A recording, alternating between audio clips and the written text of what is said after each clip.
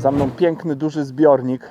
To jest zbiornik Nielisz na rzece Wieprz oraz Por. Kawał wody zasobny w ryby, więc mam nadzieję na udany połów, ale też wiem o tym, że pogoda troszkę spłatała figla, więc może nie być łatwo dobrać się do ryb, ale spróbuję. Mam ze sobą wędkę do metody, mam pelet, zanętę, kukurydzę i spróbuję zapolować na tutejsze duże leszcze. Może się trafić lin, karaś i oczywiście karp. Zapraszam serdecznie na film.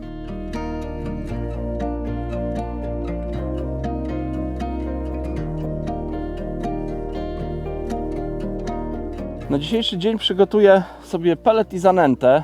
Gdy łowię na metodę, według mnie zawsze trzeba mieć przygotowany mikropelet czy pelet 2 mm. Bez względu na to, czy poluje się na karpie, leszcze, liny czy karasie, czy jazie, bo jazie też świetnie biorą na metodę. Zawsze mam ze sobą pelet 2 mm. Na dzisiaj przygotowałem pelet Profit. Opakowanie ma 1 kg i zazwyczaj na taki dzień wędkowania, no to 1 kg to jest za dużo. Przeważnie jakbyście przygotowali sobie taki pojemniczek, to jest około 1 pinta, czyli niecałe 0,7 litra. Według mnie jest wystarczający. Jeżeli są jakieś poważne zawody, no to można przygotować sobie 2 pinty i to w 90% przypadków wystarczy. Natomiast ja dzisiaj będę chciał przygotować no troszkę więcej tego peletu, bo będę chciał też zanęcić łowisko. Ty, no przyszedł tutaj z karpiem 5-kilogramowym. Stanął z takim karpiem, no. Dlatego widziałeś, tak chyba sąsiad złowił. Moim ulubionym sposobem i chyba najprostszym na przygotowanie peletu to jest zrobienie go dzień wcześniej. Dzisiaj na potrzeby filmu akurat robię to w dniu wędkowania, natomiast zazwyczaj taki pelet przygotowuję dzień wcześniej wieczorem. Gdy jest chłodno, no to po prostu zostawiam go w samochodzie, a gdy są ciepłe dni, letnie dni, no to wtedy na noc wrzucam go do lodówki i rano tylko jak jadę na ryby zabieram ze sobą pudełko z peletem już przygotowanym, który nad wodą trzeba tylko rozkruszyć.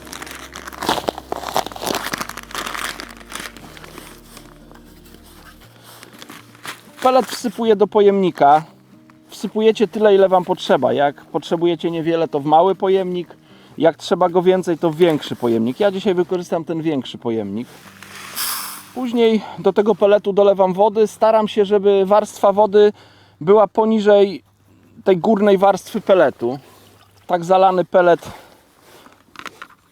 zamykam pokrywką i pozostawiam w lodówce lub jak jest zimno w samochodzie i następnego dnia ten pelet wchłonie wodę i będzie prawie gotowy do wędkowania, bo będzie taka sytuacja, że te pelety powiedzmy w dolnej warstwie będą bardziej mokre, te w górnej będą mniej mokre, ale po wymieszaniu tak jakby ta wilgoć się rozejdzie. Ja czasami też, jeżeli uznaję, że na przykład w tym procesie za dużo wody dodałem, to zdarza mi się, że też jak przyjeżdżam na stanowisko, wysypię ten pelet do miski, to dodaję jeszcze, mam ze sobą zawsze troszkę suchego peletu, więc dodaję do tego garstkę tego suchego peletu, który wchłania nadmiar wilgoci i pelet ma wtedy idealną, świetną konsystencję. Ale chciałbym tutaj na jedną rzecz zwrócić uwagę. Jeżeli chcecie w czasie wędkowania jakoś poprawiać właściwości peletu, właściwości zapachowe czy właściwości smakowe, chcecie dodawać jakichś boosterów, płynnych dodatków, to ten sposób przygotowania peletu jest absolutnie błędny, no bo ten pelet już raczej więcej wody nie przyjmiesz, więcej płynów nie przyjmie. Dlatego to jest dobry sposób, jeżeli chcecie łatwo, szybko przygotować pelet, którym wędkujecie i później będziecie tylko go nabijać do podajnika bez dodawania żadnych płynnych dodatków. Jeżeli chciałbym łowić i dodawać jakiekolwiek płynne dodatki, no to wtedy przed wędkowaniem zamoczyłbym ten pelet, nie wiem, na 40 sekund, na 30 sekund w wodzie, żeby on miał taką strukturę, że ta wierzchnia warstwa jest wilgotna i jak się ściśnie w podajniku, czy chcemy z tego zrobić kulkę, to da radę zrobić kulkę, natomiast ten rdzeń tego peletu, wnętrze peletu jest nadal suche, on nadal przyjmuje wilgoć, czyli ten pelet trzeba w czasie wędkowania cały czas dowilżać, cały czas pracować nad tym, żeby on miał odpowiednią konsystencję, odpowiednią wilgotność, która będzie się z jednej strony dobrze trzymać podajnika, a z drugiej strony po opadnięciu na dno będzie ładnie się obsypywać i na dnie będziemy mieć granulki. Więc jeżeli chcę przygotować pelet taki prosto z paczki, którym będę łowił i nie będę nic do niego dodawał, wtedy robię to w ten sposób. Oczywiście to jest jeden z wielu sposobów, bo sposobów na przygotowanie peletu jest wiele. Natomiast jeżeli chciałbym dodawać płynne dodatki, wtedy krótko go moczę i później cały czas z tym peletem trzeba pracować i tam go delikatnie zwilżać albo właśnie dodawać płynne dodatki i ten pelet będzie te płynne dodatki przyjmował, bo rdzeń tego peletu nadal jest suchy i on będzie chłonął wilgoć. Podczas łowienia na metodę, szczególnie podczas polowania na leszcze, karasie, liny z możliwością złowienia karpia, nie wyobrażam sobie, żeby nie mieć ze sobą zanęty. Zanęta podczas łowienia na metodę, no myślę, że to jest bardzo ważny dodatek. Szczególnie tak jak teraz, przyszła już jesień, zrobiło się chłodno, ponuro. Pelet to jest coś, co ryby jedzą, czym się bardzo sycą. Zanęta, oczywiście też ryby mogą jakieś pojedyncze cząstki zanęty zjadać, natomiast to jest raczej takie coś, bym powiedział, które te ryby do nas zachęca, wabi. One muszą się dobrze napracować, żeby taką zanętą się najeść, bo frakcja zanęty jest drobniejsza. Gdzieś tam w wodzie się tworzy jakaś chmurka z tej zanęty, która jest bardzo atrakcyjna dla ryb i one właśnie do tego przypływają. Zapach tej zanęty to wabi ryby, natomiast pelet jest tym, co te ryby może nakarmić. Ale ja chcę te ryby zwabić do swojego stanowiska, dlatego będę przygotowywał zanętę. I powtórzę tutaj to, co mówiłem odnośnie peletu. Jeśli nie nęcę swojego stanowiska, chcę po prostu wędkować, to myślę, że taki jednopintowy pojemnik zanęty wystarczy. Natomiast ja dzisiaj chcę troszkę swoje stanowisko zanęcić, więc przygotuję troszkę więcej zanęty, tak żeby dać sobie możliwość, żeby na starcie jedną linię zanęcić i żeby ewentualnie w czasie łowienia mieć też towar na donęcanie. Zabrałem ze sobą dwie mieszanki, F1 Green oraz 50×50 Method Paste Green, więc zanęta będzie miała intensywny zielony kolor. Zanęta F1 jest bardziej słodka, taki słodszy aromat nada. 50×50 Method Paste to jest taka zanęta o dużej zawartości mączki rybnej, więc myślę pół na pół pomieszam te zanęty, więc z jednej strony będę miał taką zanętę dosyć intensywnie rybną, ale z taką nutą słodyczy.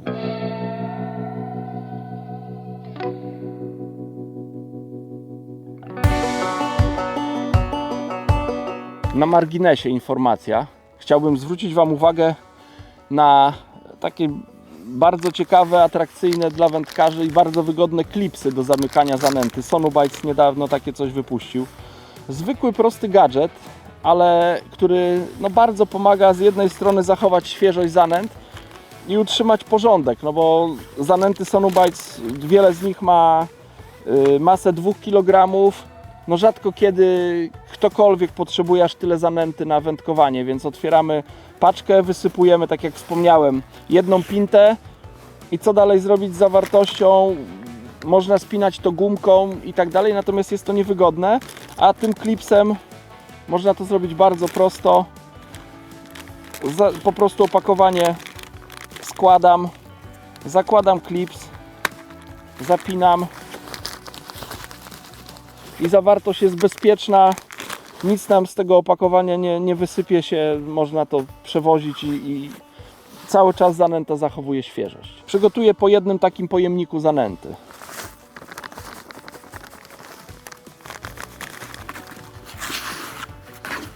Te zanęty, podobnie jak wszystkie zanęty Sonubites, można przygotować w proporcji 1:3, więc spokojnie wlewam tu pintę jedną wody. Zanęty są 4 pinty, więc jeszcze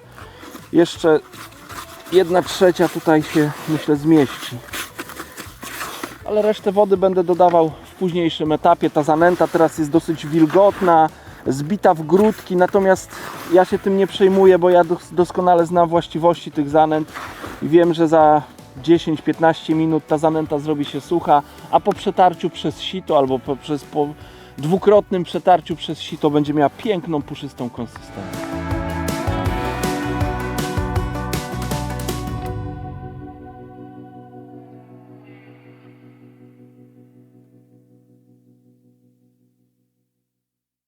Zanęta już dojrzała, więc można ją przetrzeć przez sito. Lubię do zanęt metodowych używać sita o drobnych oczkach, 3 mm. Zanęta przetarta na takim sitku ma bardzo fajną konsystencję. Jeszcze też wielu specjalistów od łowienia na metod Feder właśnie zaleca, żeby taką zanętę nawet przetrzeć ze 2, nawet 3 razy, żeby ona miała jeszcze fajniejszą konsystencję. Taki puszek wtedy się z tej zanęty robi, a jednocześnie bardzo dobrze trzyma się podajnika, ale też na dnie ładnie obsypuje. Na tym nam zależy. W tych zanętach metodowych no jest wykorzystany mielony pelet, kruszony pelet, więc zawsze na sitku pozostaną jakieś takie grubsze frakcje. Ja ich nie wyrzucam tych grubszych frakcji. Pozostawiam w zanęcie i zanęta jest teraz piękna. Ma fajną konsystencję. Można z niej ulepić kulkę czy nabić podajnik, ale na dnie bardzo ładnie będzie się obsypywać. Odsypię sobie pojemnik, który będzie mi potrzebny podczas wędkowania. Tyle na pewno mi wystarczy do wędkowania. To, co pozostało, będzie na wstępne nęcenie. Teraz czas na pelet. Ten pelet miał troszkę mniej czasu niż całą noc, który pozostawiam mu zazwyczaj. Ale jak widać, zwiększył swoją objętość. To jest dokładnie ten sam pojemnik, który prezentowałem. Więc ten pelet już wchłonął wilgoć. Po nocy to nawet ta pokrywka bywa nawet taka troszkę wybrzuszona. Przysypuję zawartość do kuwetki, czy tam do miski, do czegoś, w czym wygodnie będzie to zamieszać. Akurat tutaj dosyć krótko ten pelet się znajdował w tym pojemniku, więc ta warstwa na spodzie jest wilgotna, ale rozmieszam całą tą zawartość i pozostawię, myślę, że na pół godziny i pelet będzie gotowy. Jeżeli byście uznali, że pelet jest zbyt wilgotny, zawsze można wziąć troszeczkę suchego peletu, tak jak wspomniałem wcześniej, garść peletu takiego suchego, może trochę więcej, wsypać do tej mokrej mieszanki i pozostawić, i ten pelet, który dosypaliśmy, on też będzie pochłaniał wilgoć i spowoduje, że pelet będzie miał odpowiednią konsystencję do łowienia. Myślę, że oprócz zanęty i tego 2 mm peletu na wody PZW bardzo istotne jest użycie kukurydzy z puszki. Mam ze sobą puszkę kukurydzy. Pozostawię sobie kilka ziaren, czy kilkanaście ziaren na haczyk, w razie czego będę też, jak nie będą ryby chciały brać na waftersy, to jest moja podstawowa przynęta, no to będę próbował też łowić na kukurydzę, czy białe robaki. Mam też ze sobą dendrobeny, więc w razie czego kawałek też dendrobeny będę mógł wykorzystać. Ale większość tej kukurydzy, którą mam, po prostu zblenduję i dodam do tej mieszanki, którą będę chciał podać na start.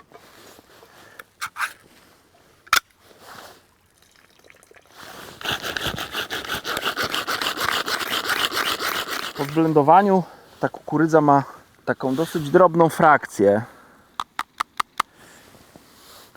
Ona na dnie, no będzie na pewno w wodzie będzie tworzyć jakąś tam chmurkę zapachową, ale też na dnie no będą się wyróżniać frakcje. Ja może rzucę tutaj odrobinę tej kukurydzy przy brzegu, żeby pokazać, jak taka kukurydza wygląda w wodzie.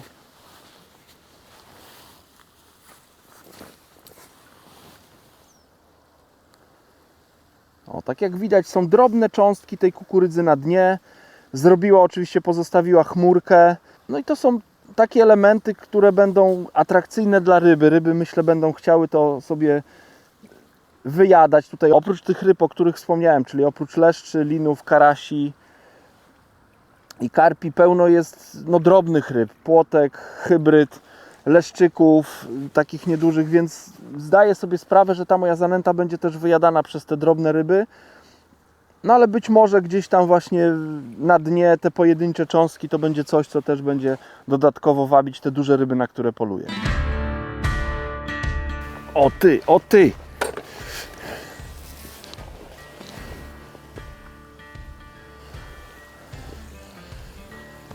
Jeszcze się do końca nie przyszykowałem, więc tak bez nęcenia zarzuciłem zestaw. Coś tutaj szykowałem i Michał mnie zawiadomił, że jest branie i mam jakąś rybę. Nie wygląda na dużą, bo dosyć łagodnie tutaj do brzegu idzie. Ale ciekawy jestem, co to będzie. Ciekawe, co to będzie. Miałem Waftersa Spikama 8 mm, więc wcale nie mała przynęta. Nie wiem, co to, karaś będzie? Tak mi wygląda. Byłoby fajnie, jakby taką rybą się rozpoczęło. Teraz ta ryba tak naprawdę to zaczęła walczyć, bo dosyć szybko dała się i łatwo dała się scholować. Myślę, że tutaj na tej płytkiej wodzie, bo tu przede mną takie, chciałem powiedzieć piaszczyste, bo to wygląda na piaszczyste, natomiast z takim jasnym mułem tutaj jest taka plażyczka, więc chyba będę musiał z podbierakiem wejść do wody, bo tak wyobrażam sobie, że ta ryba nie będzie chciała piachem, znaczy brzuchem trzeć o ten piach, więc zrobię ze 2 kroki ile mogę, żeby z w miarę głębokiej wody tą rybę podbierać. Wygląda mi na karasia, tak walczy, powiedziałbym, karasiowo. Ale co to będzie, to zobaczymy. No dzielna rybka, naprawdę dzielna rybka. Błysnęła się w wodzie, wcale nie jest duża, ale linek co to będzie? Małe, a waleczne.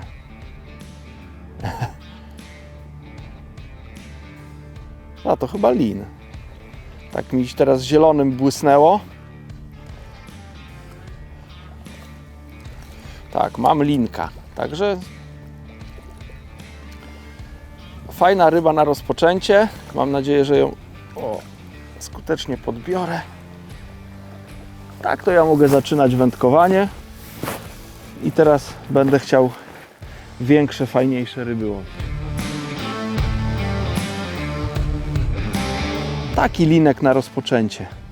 Połakomił się na Spikama, jak widzicie kolor to jest nazwane Specials.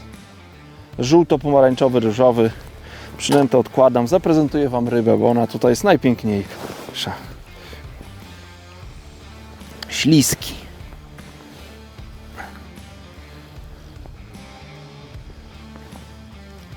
Piękna rybka.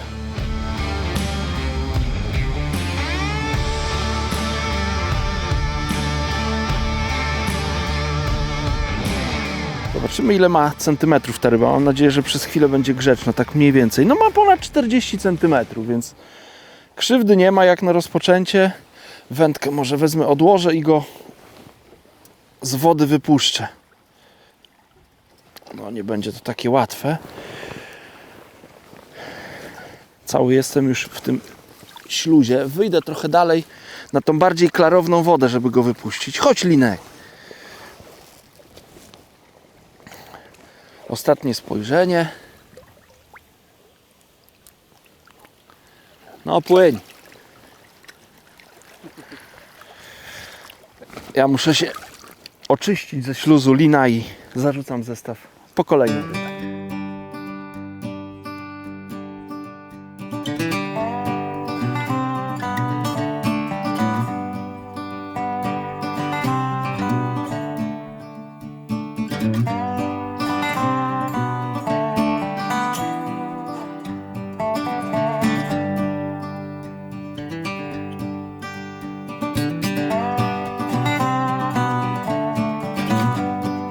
Przyszedł czas na zanęcenie stanowiska, już takie poważne łowienie.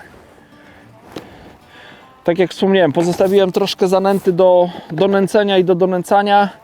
Pelet, jak widzicie, też już nabrał właściwej konsystencji. Już to nie jest jeszcze idealny pelet według mnie. On jeszcze troszkę podeschnie. Czuję, że on w środku jeszcze ma trochę ten rdzeń twardy, więc wchłonie lepiej wilgoć, ale już się nadaje do podawania w podajniku i do nęcenia jak najbardziej, więc dodam do tej zanęty garść tego peletu. Mam też przygotowaną blendowaną kukurydzę, więc też tą blendowaną kukurydzę tutaj wrzucę. Teraz pokażę, jaki miks z tego wyjdzie. Całą tą kukurydzę wrzucę, bo ja później z nią nie będę miał co robić, więc taki bogaty miks będzie w tą blendowaną kukurydzę, troszkę peletu i zanęta. Taką ma to konsystencję. Wrzucę może do wody i zobaczymy, jak ta kuleczka w wodzie będzie pracować.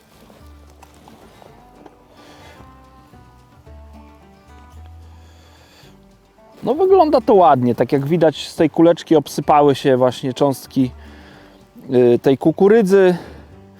Widać granulki peletu. Kuleczka też uwalnia jakieś takie tłuste dodatki, bo widzę na powierzchni pojawiają się kółeczka, więc tym będę chciał zwabić ryby tutaj w to swoje stanowisko. Myślę, że podam około 5 szklaneczek na dzień dobry i później zobaczymy, co będzie. Pewnie resztę pozostawię na donęcanie.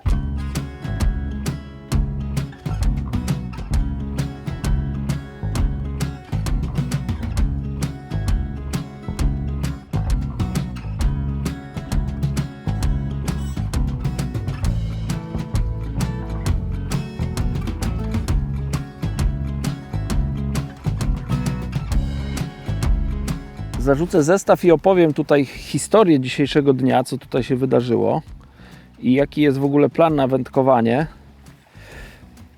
Na razie zrobiła się cisza, brań nie ma, więc postanowiłem sięgnąć po taką przynętę, która często daje ryby podczas dni takich trudnych, gdzie ryby grymaszą i trudno jest cokolwiek zrobić, a mianowicie białe robaki. Mam przypon z bagnetem, który jest zakończony zadziorem, więc na ten bagnet nadziewam 3 białe robaki. Tak to wygląda. Tej przynęty nie będę wklejał w podajnik, bo z mojego doświadczenia wynika, że białe robaki wklejone w podajnik, one bardzo szybko rozbijają ten podajnik i podczas zarzutu często jest tak, że zarzucamy i podczas rzutu podajnik jest rozerwany i cała nasza porcja ląduje obok naszego podajnika i trzeba jeszcze raz zarzucać zestaw, dlatego wolę od razu przypon umieścić poza podajnikiem. Jak przyjechaliśmy na łowisko nad ranem tutaj, to odwiedził nas kolega Grzesio. Grzesiu, bardzo serdecznie dziękuję za świetną kawę. Kawa zaparzona nad wodą zawsze smakuje najlepiej. Więc Grzesio przygotował kuchenkę, przygotował też dla nas kawę. Mieliśmy szansę na rozmowę właśnie przy kawie, ale w międzyczasie zarzuciłem zestaw i szykowałem sobie sprzęt do dzisiejszego nagrywania filmu. I podczas tego przygotowania właśnie nastąpiło branie, złowiłem lina. To widzieliście. Później wykonałem jeszcze kilka zarzutów. Miałem jakieś skazania, nawet przez moment miałem jakąś rybę na haczyku, chyba niedużą i ona się wypięła. I nic się nie działo, więc przystąpiłem już do takiego właściwego wędkowania. Czyli zanęciłem krótszą linię i zacząłem łowić na tej dalszej linii praktycznie tak z marszu, bez nęcenia, tam się nic nie działo. Powróciłem też na tą krótszą nęconą linię. Miałem jakieś wskazania, ale też nie udało mi się złowić ryby i przypuszczam, że w łowisku są jakieś mniejsze ryby, albo te ryby są ostrożne, tak niepewnie biorą tą przynętę. Dlatego zdecydowałem się teraz łowić na białe robaki. Wspomniałem o krótszej, dalszej linii, może też opiszę, jak to wygląda. Dzisiaj swoją wiedzę o tym łowisku czerpię od Grzegorza. Tak jak wspomniałem, przyjechał rano, poczęstował kawą, ale też opowiedział mi trochę o tym łowisku, bo on jest stałym bywalcem na tym zbiorniku. Dno na zbiorniku nieliskim jest mniej więcej płaskie. Tutaj, gdzie ja siedzę, to dno do około 30 tam powiedzmy 3 metra schodzi łagodnie, później jest jakiś kant, przy tym kancie są jakieś tam pozostałości, jakieś elementy, o które można zahaczyć i później dalej dno jest płaskie. Więc wybrałem sobie pierwsze miejsce 38 metrów od brzegu, to jest kawałeczek za kantem. No i mam jakąś rybkę na te białe robaki. To jest kawałeczek za kantem pierwsze miejsce, a to miejsce dalsze 54 metry od brzegu.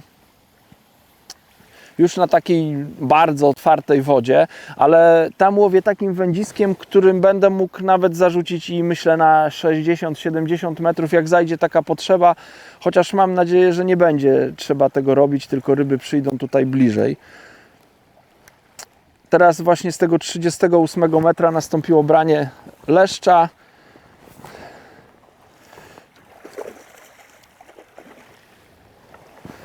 Branie dosyć szybkie, tak jakby to ochłodzenie, które przyszło, spowodowało, że leszcze na te większe przynęty no, reagują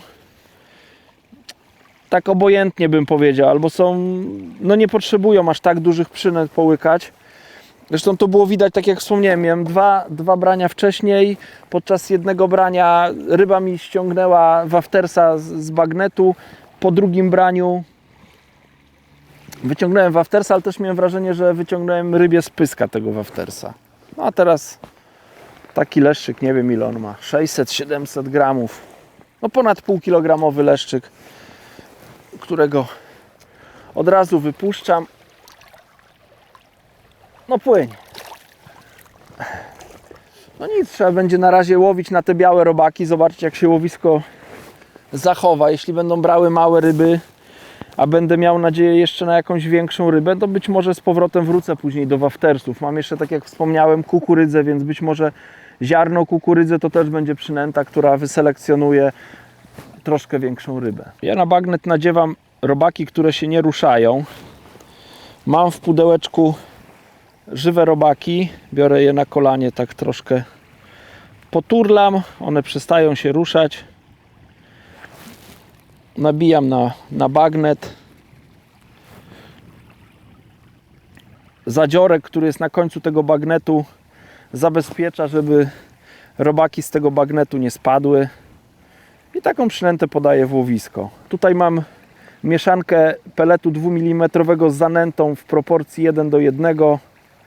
Mniej więcej, bo odmierzałem to garściami, a nie będę wklejał. Tak jak wspomniałem, nie wklejam robaków do podajnika, bo bardzo często ten podajnik podczas zarzucania eksploduje po prostu. Te robaki sprawiają, że no ta mieszanka dobrze się nie trzyma.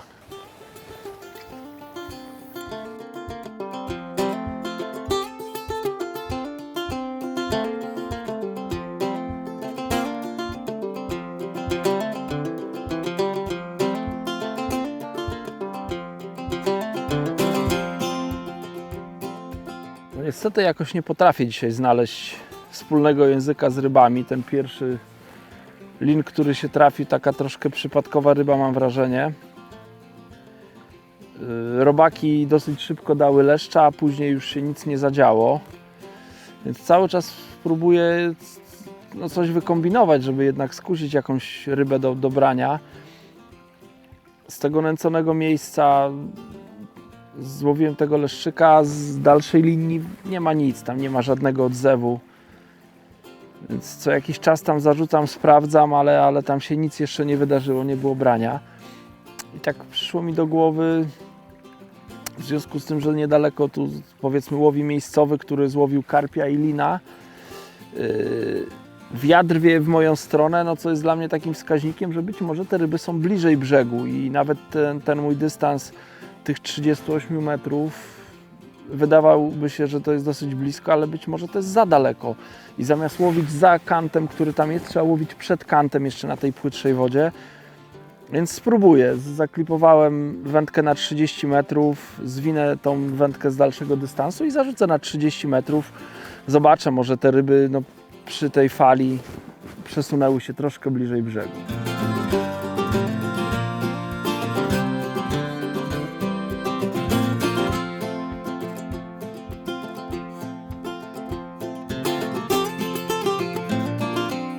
Dosyć szybka reakcja była na to zmniejszenie dystansu, bo minuta 20, ja tam nic nie nęciłem, po prostu podałem mniejszy podajnik na 30 metr i nastąpiło szybkie branie, więc być może niepotrzebnie tak daleko łowiłem. To co tutaj powiedziałem przed chwilą, że ta fala, która nagoniła ryby bliżej brzegu, może to jest to, że trzeba łowić bliżej brzegu. Zobaczymy. No nie jest to jakaś olbrzymia też ryba, leszczyk, ale być może te ryby po prostu są bliżej brzegu. Ciekawe, czy między nimi też się zakręcą jakieś większe ryby. No młodzieniec. Srebrnołuski, ale wypuszczamy. Coś tam na tej krótszej linii się dzieje. Zdecydowanie lepiej jak dalej. Nie wiem, czy wynika to tylko z tego, że łowię na krótszej linii, bo też zmieniłem podajnik na mniejszy. Teraz łowię podajnikiem wielkości M, wcześniej łowiłem XL-ką. Ale także ścinam trochę przynętę, nie podaję pełnego waftersa 8 mm, tylko trochę go ścinam nożyczkami, żeby był trochę mniejszy. Co prawda no to nie jest następny, no malutkie te leszczyki biorą takie, nie wiem, 300 do 500 gramów.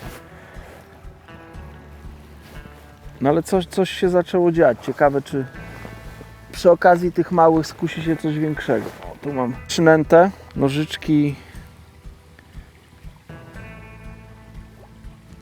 Tak ją trochę trzeba przystrzyc.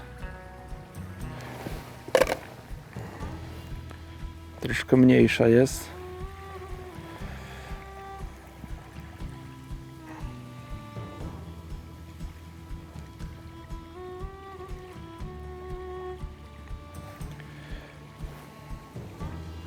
Taka kolorowa przynęta bardzo ładnie prezentuje się w podajniku na tle tej zielonej zanęty.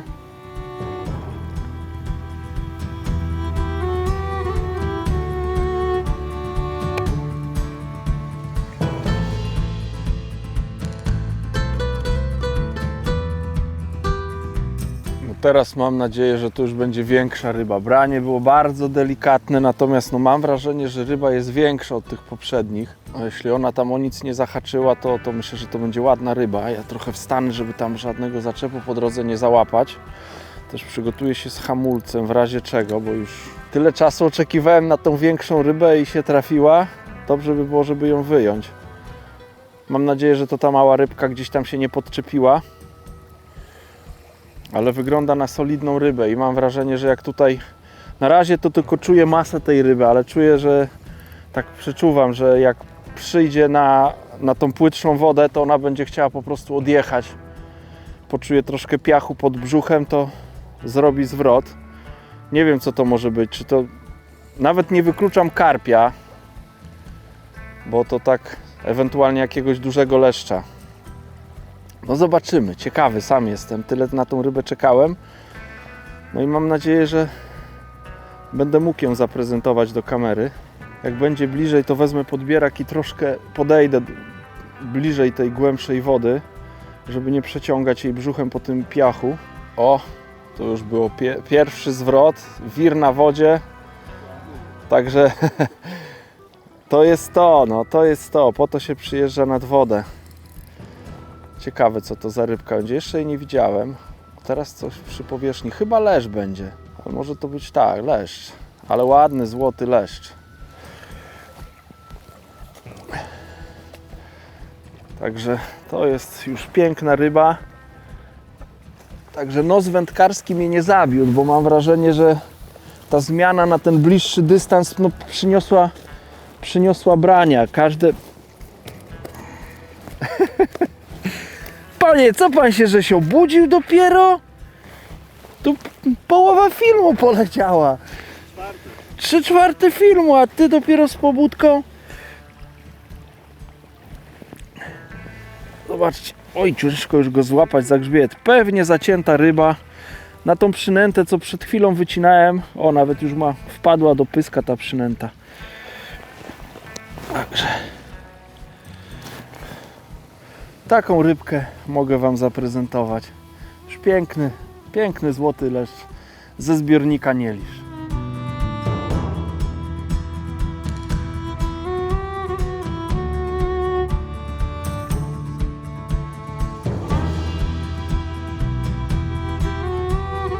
Piękna ryba sprawiła mi dużo frajdy, więc ją wypuszczam. Tylko muszę porządek tutaj zrobić sobie i wędkę odłożyć. Ona mi przeszkadza. Dobra. Trochę wyjdę, żeby ta ryba, tak jak mówiłem, nie chce jej ciągać brzuchem po tej płyciźnie. Zobaczcie, tu mam wodę do kostek, muł drugie tyle.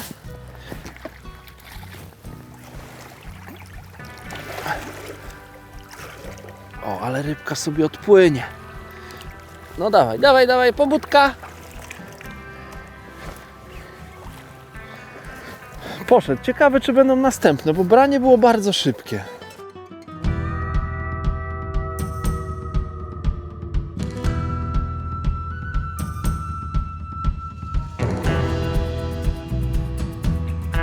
Jest kolejny chyba leszczyk, nie wiem. Nie będzie to pewnie tak ładna ryba jak ta poprzednia, ale zobaczymy. Coś tam się delikatnie stawia, ale to nie jest tej klasy ryba co ta poprzednia. Ciekawe co to będzie. No, widzę, tam się błyska następny jakiś młodzieniec srebrzysty. Ciekawe jest to, że ta odległość taka jest.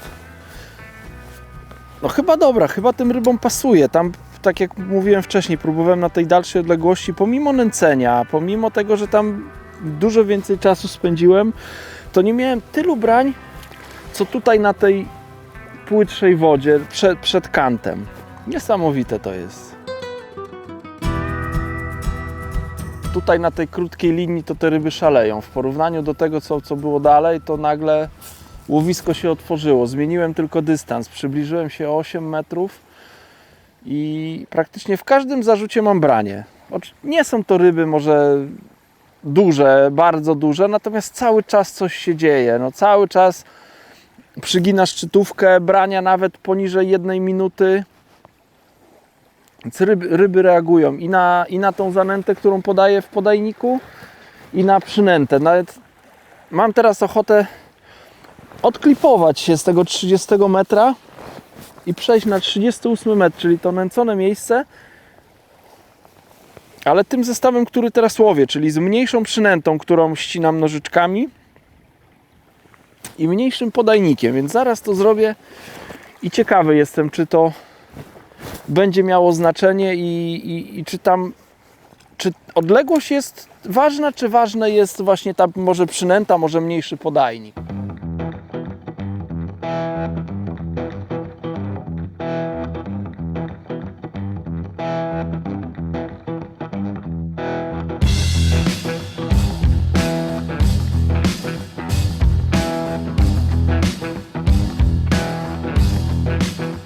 Chciałem sprawdzić, czy te wnioski, które wyciągnąłem, a mianowicie, że przeszedłem z tych 38 metrów, na których się nic nie stało, na 30 metr i to łowisko nagle ożyło, zaczęły się ryby. Ale też to, co wspomniałem, zmieniłem też przynętę, trochę ją modyfikowałem i zmieniłem też podajnik na mniejszy. Ale chciałem też sprawdzić, po kilku rybach złowionych tutaj blisko, chciałem sprawdzić, czy to rzeczywiście jest to, czy być może właśnie te zmiany, które poczyniłem, czy podajnik, czy wielkość przynęty. Zarzuciłem więc ponownie na 38 metr ten zestaw z podajnikiem M i z taką troszkę obciętą przynętą.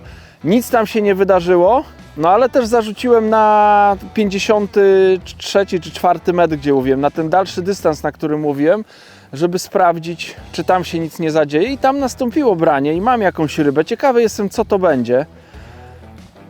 Już ryba jest tu w miarę blisko.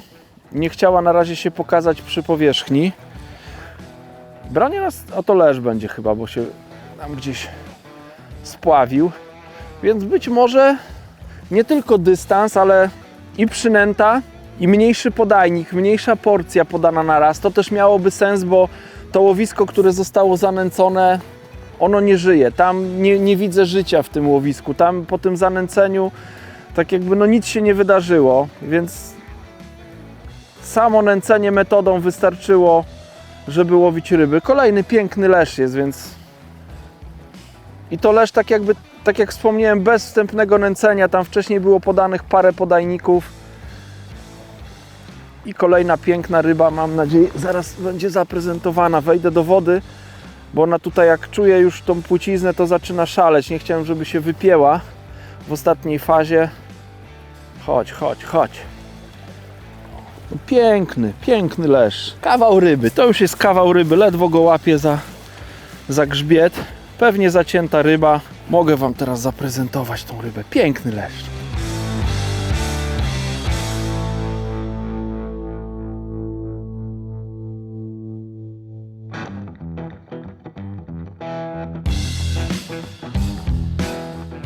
No i wypuszczamy rybkę.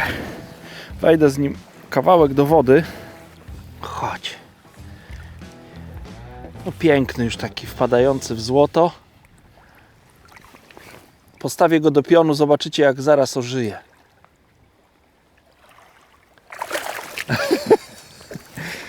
Zawsze to robią.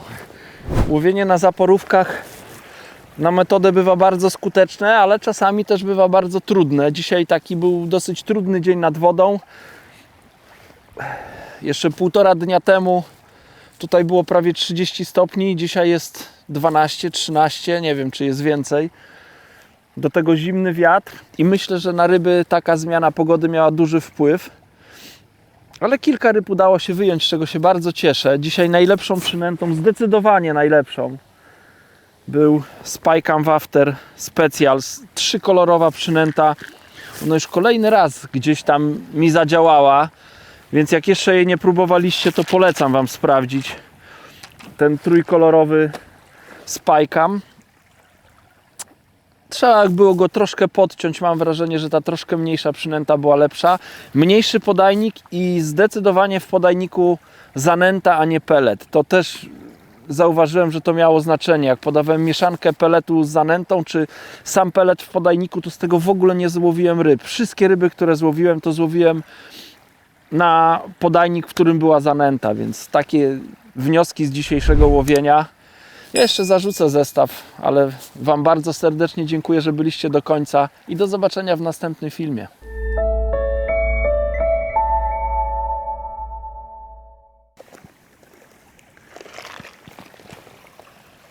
Michał!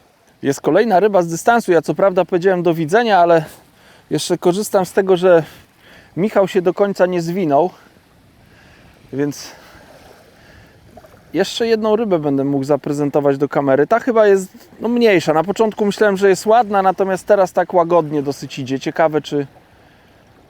No tak, jest mniejsza od tej poprzedniej, to już widzę. Ale coś się dzieje, no coś się dzieje na te 3-kolorowe przynęty. Rybki biorą. No taki powiedzmy prawie kilogramowy leszczyk.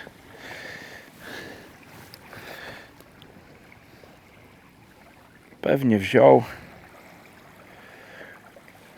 Także tą rybą już się naprawdę z Wami żegnam. Do zobaczenia.